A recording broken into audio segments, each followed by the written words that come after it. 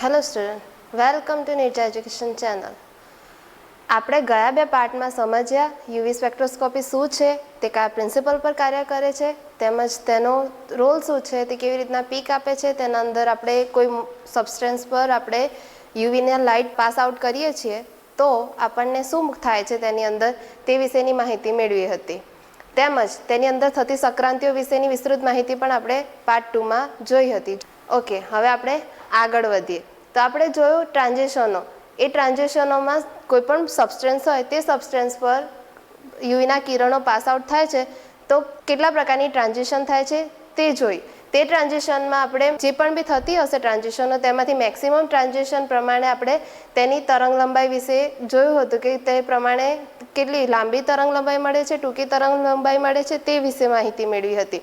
હવે particular transition થાય છે, તે ટ્રાન્ઝિશનથી તેની તરંગ લંબાઈ મળે છે. તો તે તરંગ લંબાઈમાં કોઈ વધઘટ થાય, કોઈ ક્રિયાશીલ સમૂહ આપણે અંદર એડ કરીએ તે સબસ્ટન્સમાં, તો જે આપણને મળે છે તરંગ લંબાઈ, તે તરંગ લંબાઈમાં વધઘટ થાય કે ન થાય તે વિશેની માહિતી આપણે આજે જોઈએ. તો આપણે જો ગ્રાફ, પહેલાં તો આપણે સમજીએ કે લેમ્બડા મેક્સિમમ શું છે. તો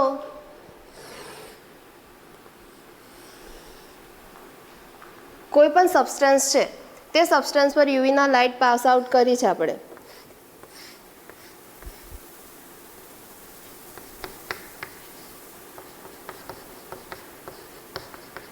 તો તેના પ્રમાણે જે પ્રકારની ઇન્ટેન્સિટી થશે, જો ઇલેક્ટ્રોન સિગ્મામાં રહેલો હશે તો તે પ્રમાણે જેટલી પણ બી તે મેક્સિમમ તરંગ લંબાઈનું શોષણ કરશે તે તરંગ લંબાઈનો ગ્રાફ આપણને જોવા મળશે લેમ્બડા વિરુદ્ધ એપ્સિલોનનો.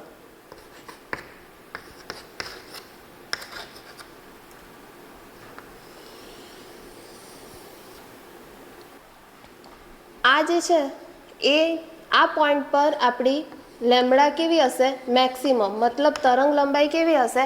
મેક્સિમમ. હવે આ પોઈન્ટથી આપણે તે સબસ્ટન્સની અંદર કોઈ બીજો મોલેક્યુલ કે કોઈ બીજો ક્રિયાશીલ સમૂહ એડ કરીએ તો તે આ લેમ્બડા મેક્સિમમમાં ચેન્જ થાય છે કે નથી થતો તે વિશેની માહિતી મેળવીએ. તો કોઈ ક્રિયાશીલ સમૂહ એડ કરતાં જો તેની તરંગ લંબાઈમાં પોઈન્ટ છે તે જમણી સાઈડ ખસે તો તેને બાથોક્રોમિક શિફ્ટ કહેવામાં આવે છે.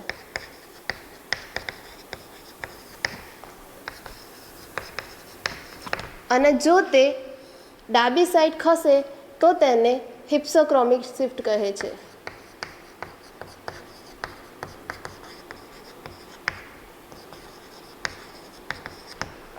ઓકે, તો હવે આ બાથોક્રોમિક શિફ્ટ ક્યારે થશે અને હિપ્સોક્રોમિક શિફ્ટ ક્યારે થશે તે વિશે આપણે જાણીએ. તો પહેલાં જોઈએ બાથોક્રોમિક શિફ્ટ.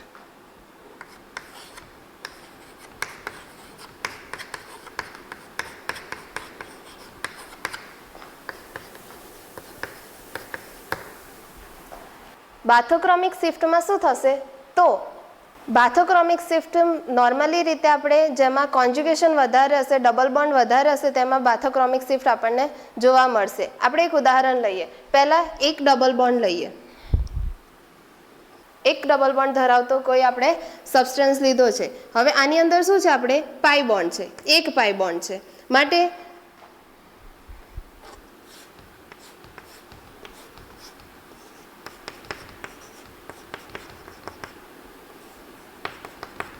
આ જે મોલેક્યુલ છે તેની અંદર સિગ્મા બોન્ડ તો હશે જ. આપણે બાથોક્રોમિક શિફ્ટમાં ખાલી પાઈ ટુ પાઈ સ્ટાર સંક્રાંતિ વિશે માહિતી લઈએ, તેના થ્રુ આપણે સમજીએ. તો અહીંયા આગળ એક ડબલ બોન્ડ છે, તો એક પાઈ બોન્ડ છે, તો પાઈ ટુ પાઈ સ્ટાર સંક્રાંતિ, મતલબ કે આપણે આ બેની જ વાત કરવાની છે, બીજા કોઈ ટ્રાન્ઝિશનની આમાં વાત કરવાની નથી. તો આને આપણે કેન્સલ કરી દઈએ. હવે પાઈ ટુ પાઈ સ્ટાર સંક્રાંતિ, મતલબ કે આ બે સંક્રાંતિઓ છે. હવે તેની અંદર હું બીજો ડબલ બોન્ડ એડ કરું, મતલબ કે એક પાઈ બોન્ડ તો હતો જ અને બીજો પાઈ બોન્ડ આવ્યો, મતલબ કે પાઈ હશે તો પાઈ સ્ટાર તો હોવાના જ. તો આપણા જોડે પાઈ કેટલા મળ્યા? 2 મળ્યા. મતલબ આના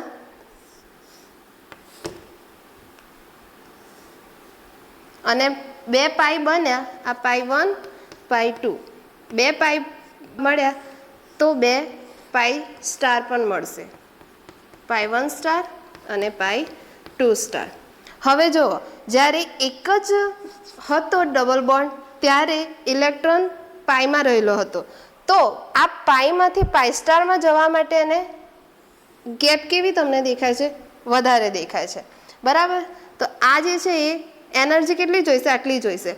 હવે આ બે જોડે જોડાઈ ગયા. તો જ્યારે બીજો ડબલ બોન્ડ આવ્યો આ જ મોલેક્યુલની અંદર, તો આ ગેપ કેવી થઈ ગઈ? ઓછી થઈ ગઈ. ઓછી થઈ ગઈ મતલબ કે પહેલાં હતું એ એનર્જી કેવી જોઈતી હતી? સબસ્ટન્સને વધારે જોઈતી હતી, અને હવે કેવી જોઈશે? ઓછી જ જોઈશે.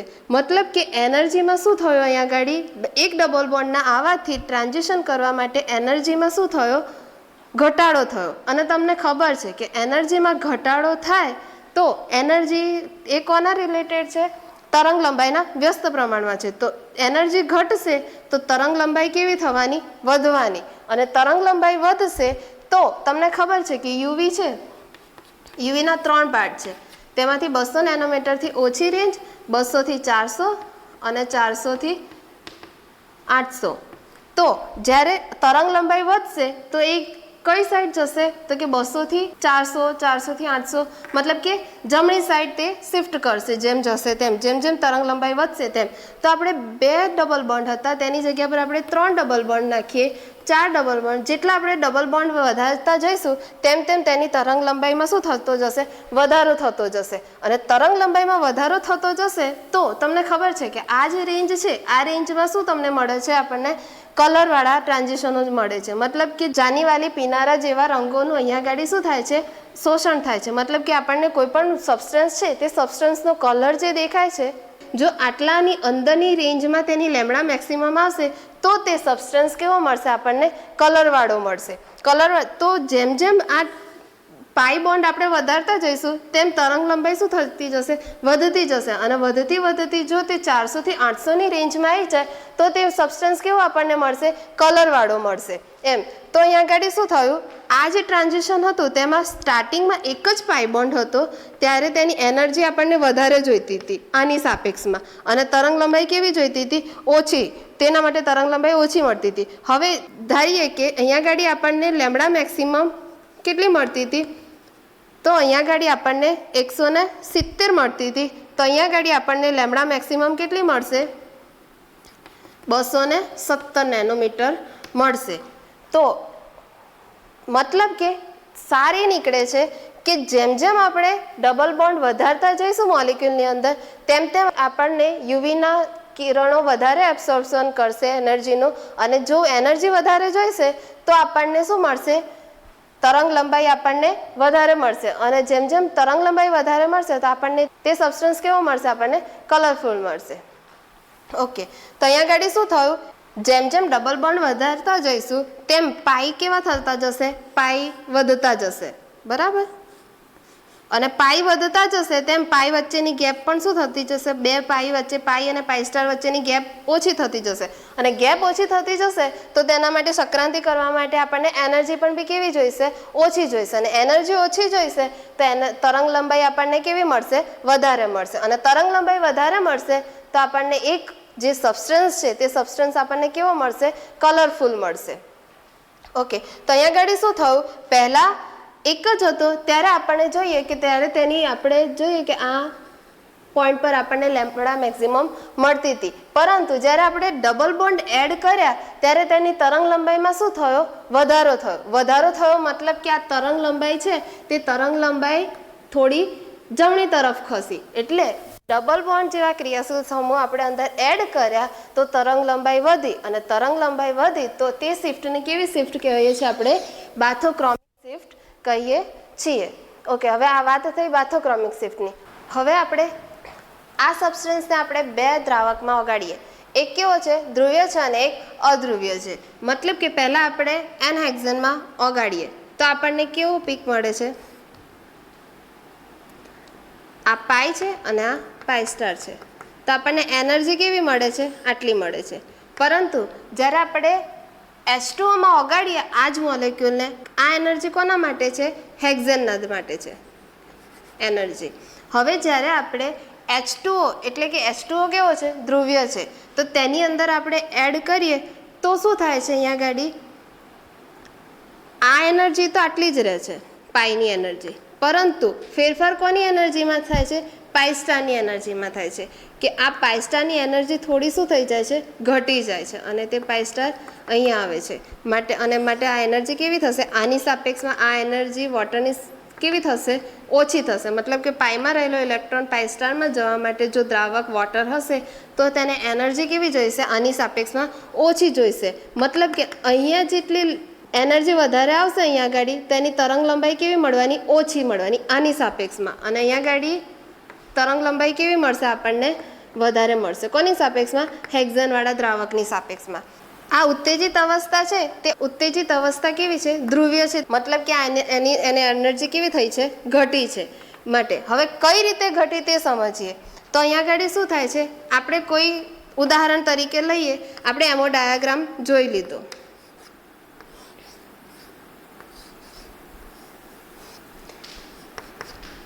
તેની અંદર 2 ઇલેક્ટ્રોન છે, 2 ઇલેક્ટ્રોન એડ થઈ અને આ કેવી ઓર્બિટલ મળશે, બોન્ડિંગ ઓર્બિટલ. અને બીજી એની સામે બીજી એક એન્ટી બોન્ડિંગ મોલેક્યુલર ઓર્બિટલ બનશે. હવે આનો બોન્ડ ઓર્ડર જોઈએ તો તમને ખબર જ છે આનો ફોર્મ્યુલા કે 1/2 ઇન્ટુ બોન્ડિંગમાં રહેલો ઇલેક્ટ્રોન માઇનસ એન્ટી બોન્ડિંગમાં રહેલો ઇલેક્ટ્રોન. તો અહીંયા આગળ 1/2 અને બોન્ડિંગમાં કયા ઇલેક્ટ્રોન રહેલા છે, કેટલા, 2.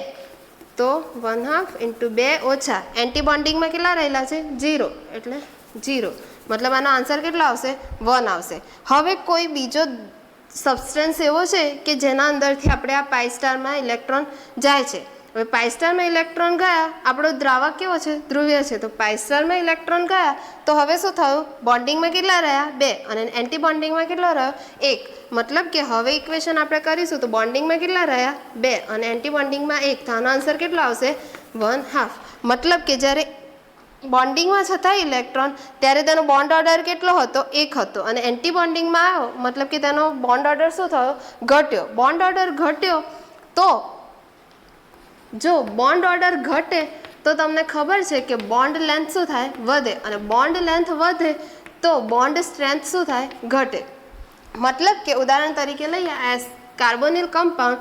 તો જ્યારે અધ્રુવીય દ્રાવક છે ત્યારે તેની બોન્ડ લેન્થ આટલી છે, પરંતુ જ્યારે તેને ધ્રુવીય દ્રાવકમાં નાખવામાં આવે છે ત્યારે શું થાય છે, તો ત્યારે ઇલેક્ટ્રોન પાઈ સ્ટારમાં જાય છે. મતલબ કે પાઈમાં જાય છે ઇલેક્ટ્રોન. તો શું થાય છે, બોન્ડ ઓર્ડર ઘટે છે. અને બોન્ડ ઓર્ડર ઘટે છે તો બોન્ડ લેન્થ શું થઈ જશે, બોન્ડ ઓર્ડર શું થઈ જશે, આ પાઈમાં રહેલા ઇલેક્ટ્રોનની વાત છે. આ પાઈ સ્ટારમાં જ્યારે જાય છે ત્યારે બોન્ડ ઓર્ડર શું થાય છે, વધે છે. મતલબ કે આપણે આને જુદી રીતે સમજાવવું હોય તો આવી રીતના ડોટેડ લાઇનથી દર્શાવી શકીએ. મતલબ કે બોન્ડ લેન્થ શું થઈ, વધી. હવે બોન્ડ લેન્થ વધી તો બોન્ડ સ્ટ્રેન્થ શું થયું, ઘટી ગઈ. ઓકે. તો જ્યારે તમને ખબર છે કે એક ઇક્વેશન તમને પોલારિટી છે, પોલારિટી એટલે કે ધ્રુવીયતા. તો પોલારિટી છે તે પોલારિટી કોનાથી રિલેટ કરે છે, તો કે ડાયપોલ મોમેન્ટથી.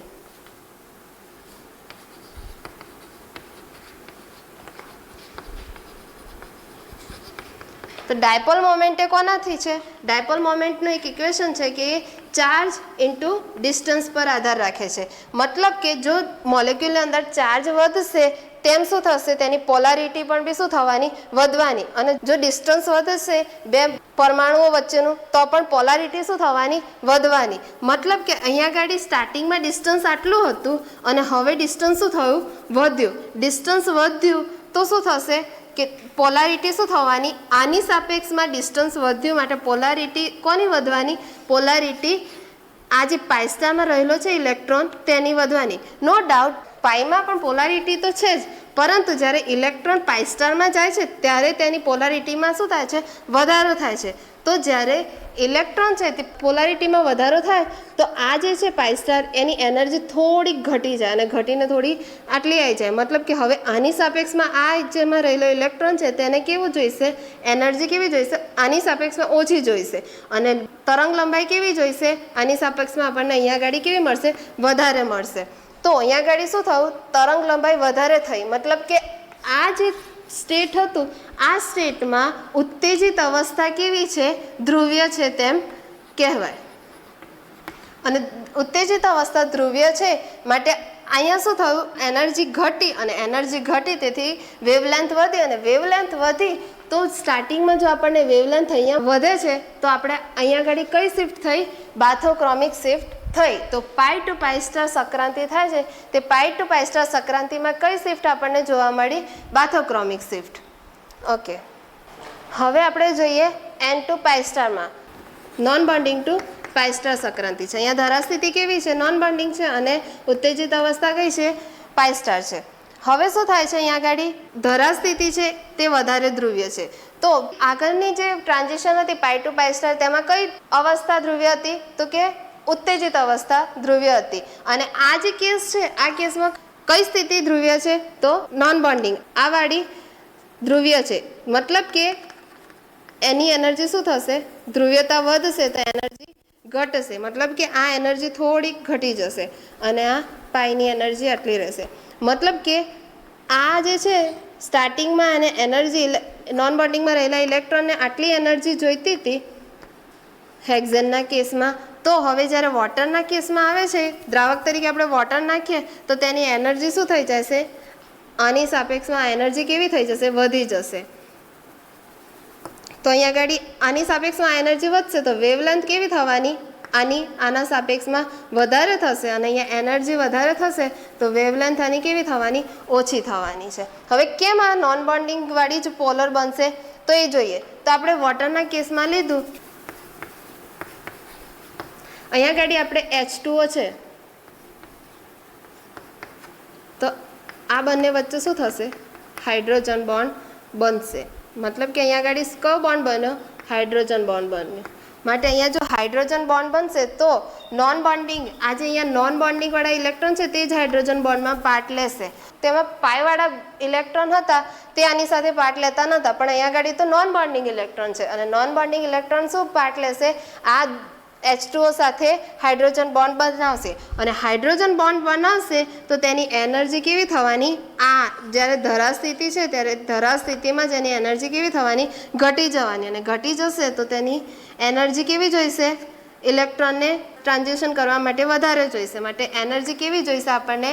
તો માટે આપણે વેવલેન્થ કેવી જોઈશે? આપણને કેવી મળશે? વોટરના કેસમાં મતલબ કે પોલર સોલ્વન્ટના કેસમાં આપણને વેવલેન્થ ઓછી મળશે. મતલબ કે જો અધ્રુવ્ય દ્રાવક હતો ત્યારે આપણને જો આટલા લેમ્બડા મેક્સિમમ મળતી હતી તો જ્યારે તેને વોટરવાળા કેસમાં નાખવામાં આવે ત્યારે તેની વેવલેન્થ કેવી થઈ? ઘટી. અને વેવલેન્થ ઘટી તો શું થશે? ડાબી સાઈડ શિફ્ટ થશે અને તે શિફ્ટને કેવી શિફ્ટ કહેવાશે? હિપ્સોક્રોમિક શિફ્ટ કહેવાશે. હવે આપણને ખબર છે કે જાનીવાલી પીનારા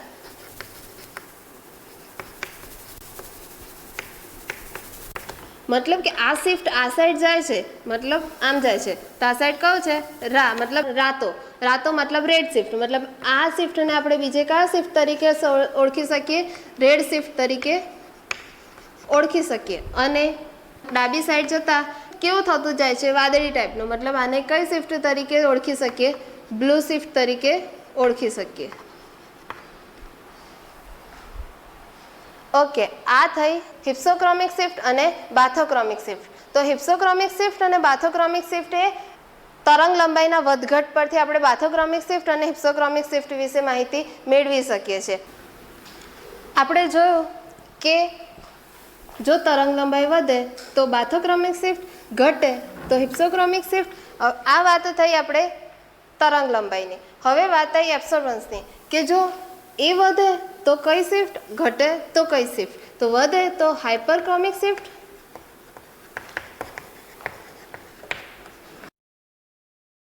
અને ઘટે તો હાઇપોક્રોમિક શિફ્ટ.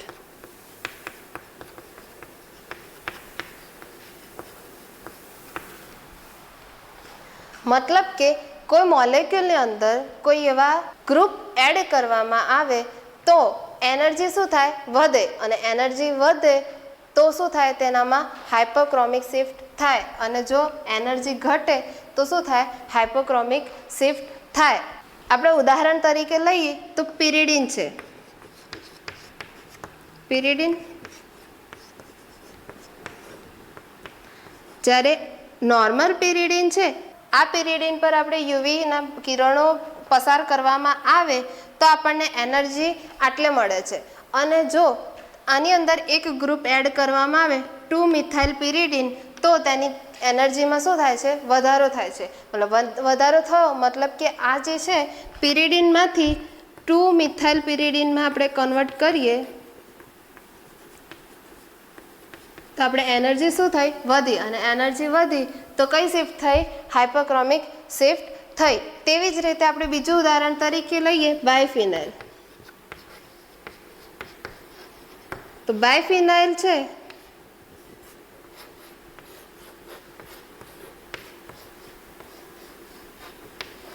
આ બાયફિનાઇલ છે ત્યારે સ્ટાર્ટિંગમાં આપણને તેના પર યુવીના કિરણો પાસ આઉટ થાય ત્યારે તેની એનર્જી જો આટલે મળતી હોય અને જો તેની અંદર એક ગ્રુપ 2 મિથાઇલ બાયફિનાઇલ કરવામાં આવે મતલબ કે મિથાઇલ ગ્રુપ સેકન્ડ પોઝિશન પર એડ કરવામાં આવે તો ત્યારે તેની એનર્જી ઘટે છે. અને એનર્જી ઘટે છે મતલબ કે આ સિચ્યુએશનમાં કઈ શિફ્ટ થશે? હાઇપોક્રોમિક શિફ્ટ થશે. અને પિરિડીનવાળા કેસમાં કયું થશે? 2 મિથાઇલ પિરિડીન મતલબ કે એક મિથાઇલ એડ કરવાથી એનર્જી વધી મતલબ અહીંયા આગળ કઈ શિફ્ટ થઈ? હાઇપરક્રોમિક શિફ્ટ થઈ. હવે આપણે જોઈએ ક્રોમોફોર શું છે અને ઓક્ઝોક્રોમ શું છે તે. તો ક્રોમોફોર એટલે કે અસંતૃપ્ત ક્રિયાશીલ સમૂહ. અસંતૃપ્ત એટલે કે તમને ખબર છે કે આલ્કેન છે તે કેવા છે? સંતૃપ્ત છે. જ્યારે આલ્કીન, આલ્કલાઇન તે બધા કેવા છે? અસંતૃપ્ત છે. મતલબ કે જેમાં અસંતૃપ્તતા હશે તેવા શું છે? ક્રોમોફોર છે. હવે અસંતૃપ્તતા હશે દાખલા તરીકે આપણે લઈએ ડબલ બોન્ડ. તો આ ડબલ બોન્ડમાં સિગ્મા પણ છે અને અસંતૃપ્તતા ધરાવતો પાઈ પણ છે. મતલબ કે કોઈ પણ સબસ્ટન્સ હશે તે સબસ્ટન્સમાં sigma to sigma star transition તો થશે જ. તો આ sigma to sigma star chromophore પણ જોવા મળશે. તો આ ક્રોમોફોર કેવામાં જોવા મળશે? તો કાર્બન કાર્બન સિંગલ બોન્ડમાં, કાર્બન અને હાઇડ્રોજન વચ્ચેના સિંગલ બોન્ડમાં આ બધા જે સમૂહ હશે તેમાં કયા ક્રોમોફોર જોવા મળશે? Sigma to sigma star chromophore જોવા મળશે. જ્યારે non bonding to sigma star તો નોન બોન્ડિંગ મતલબ કે લોન પેર હશે અને સિગ્મા સ્ટાર આ સિગ્મા છે તો સિગ્મા સ્ટાર હોવાનું જ. તો non bonding to sigma star મતલબ કે ઇથર છે, આલ્કોહોલ છે, થાયોલ છે, એમાઇન છે, હેલો આલ્કેન છે વગેરે આ બધામાં પણ કયા ક્રોમોફોર જોવા મળશે? Non bonding to sigma star chromophore જોવા મળશે. Pi to pi star chromophore. Pi to pi star મતલબ કે જેમાં પાઈ બોન્ડ હાજર હશે તેનામાં અહીંયા નોન બોન્ડિંગ પણ છે પણ તે ઉપરાંત પાઈ છે તો પાઈ સ્ટાર હોવાનું મતલબ કે આમાં પણ કે શું આપણને જોવા મળશે? Pi to pi star chromophore જોવા મળશે. Non bonding to pi star chromophore. Non bonding મતલબ કે નોન બોન્ડિંગ ઇલેક્ટ્રોન અને પાઈ છે તો પાઈ સ્ટાર મતલબ નોન બોન્ડિંગમાંથી પાઈ સ્ટારમાં ઇલેક્ટ્રોન ટ્રાન્સફર થાય છે. તો non bonding to pi star chromophore કોમાં જોવા મળશે? આ બધામાં non bonding to pi star chromophore જોવા મળશે. ઓકે. તો આ ક્રોમોફોરના લીધે શું થાય છે?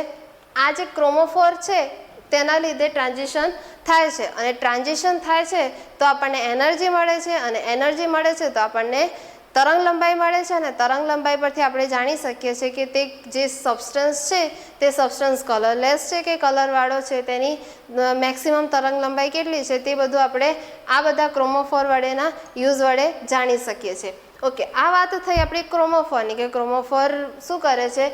ટ્રાન્ઝિશન માટે જવાબદાર છે, રંગો માટે જવાબદાર છે. તો હવે વાત આવી ઓક્ઝોક્રોમની. ઓક્ઝોક્રોમ. તો ઓક્ઝોક્રોમ શું છે? તે ક્રોમોફોર ટ્રાન્ઝિશન માટે જવાબદાર છે, રંગ માટે જવાબદાર છે. તો ઓક્ઝોક્રોમ શું કરે છે તે જોઈએ. તો કોઈ પણ સબસ્ટન્સ છે તે સબસ્ટન્સ પર આ ક્રિયાશીલ સમૂહ એડ કરવામાં આવે, ગમે તે ક્રિયાશીલ સમૂહ એડ કરવામાં આવે તો શું થાય? તેની તરંગ લંબાઈમાં વધારો થાય છે. મતલબ કે આપણે ઉદાહરણ તરીકે લઈએ તો બેન્ઝીન છે. આ બેન્ઝીનમાં મેક્સિમમ તરંગ લંબાઈ 255 નેનોમીટર મળે છે. પરંતુ આ બેન્ઝીનની ઉપર જ આપણે NH2 ક્રિયાશીલ સમૂહ એડ કરવામાં આવે, એનિલિન બનાવવામાં આવે તો તેની તરંગ લંબાઈ મેક્સિમમ કેટલી થઈ જશે? 280. મતલબ કે બેન્ઝીન એકલો હતો ત્યારે તેની તરંગ લંબાઈ 255 મેક્સિમમ મળતી હતી પરંતુ તેના ઉપર ખાલી એક NH2 ક્રિયાશીલ સમૂહ એડ કર્યો તો તેની એનર્જી શું થઈ? વધી. અને વધી મતલબ કે કઈ શિફ્ટ દર્શાવી? બાથોક્રોમિક શિફ્ટ બતાવે છે. તેવી જ રીતે આપણે જોઈએ નાઇટ્રોબેન્ઝીન. આની લેમ્બડા મેક્સિમમ કેટલી મળે છે આપણને?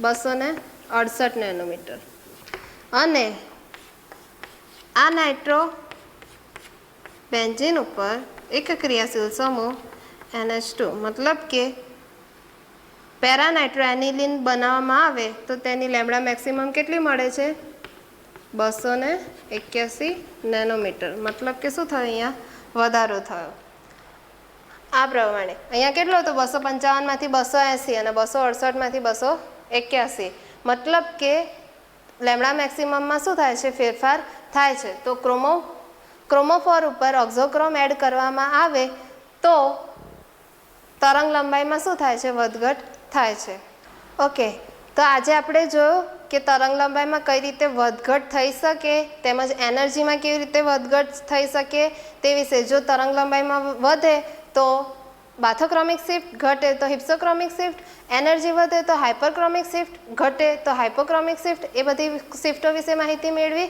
અને ઓક્ઝોક્રોમ અને ક્રોમોફોર શું છે તે આપણે જાણ્યા જો તમને આ વિડીયો ગમ્યો હોય તો લાઈક કરો શેર કરો અને આ ચેનલ સબસ્ક્રાઈબ ન કરી હોય તો સબસ્ક્રાઈબ કરો થેન્ક યુ